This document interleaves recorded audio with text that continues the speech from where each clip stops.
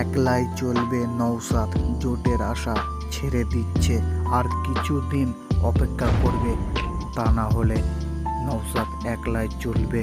সবকটাই প্রার্থী দুবার আশা করছে নওশাদ সিদ্দিকী। চলো শুনে আসা যাক ভিডিওটি।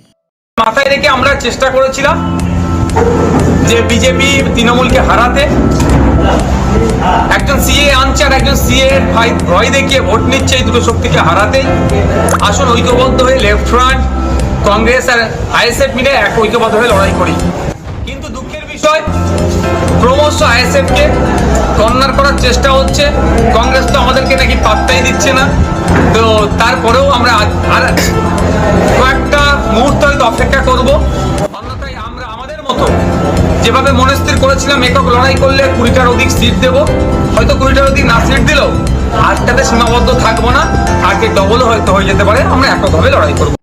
24-এর লড়াই তোলকালাম চলছে শ্রীরামপুরে। সিপিএমের কোনো মাটি নেই, তৃণমূল, কংগ্রেস, বিজেপিরও কোনো মাটি নেই।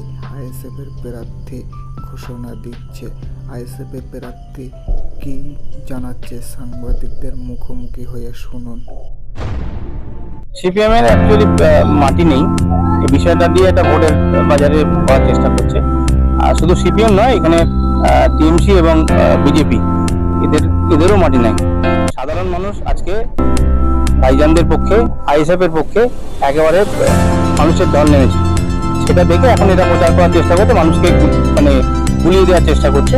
তো আমি আইএসএফ প্রার্থী হিসেবে আমার কাছে কোনো খবর নেই, এটা মানে কিছু ডায়মন্ড হারবার বারবার কিন্তু নওশাদ সিদ্দিকী ডায়মন্ড হারবারে দাঁড়াতে চাচ্ছে। শুধু একটি কথাই বলে আসছে, এখন দল যদি অনুমতি দেয় তাহলে নওশাদ সিদ্দিকী ডায়মন্ড হারবারে দাঁড়াবে।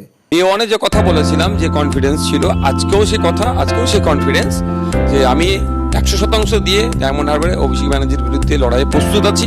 শুধুমাত্র দলের অনুমোদনের অপেক্ষা।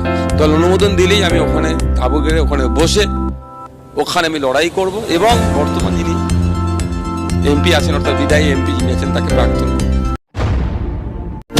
যারা এই চ্যানেলকে ফলো করে, আরো যারা আছে সবাইকে বলবো এইসব চ্যানেলগুলোতে আপনারা সাবস্ক্রাইব করুন, আপনারা ফলো করুন।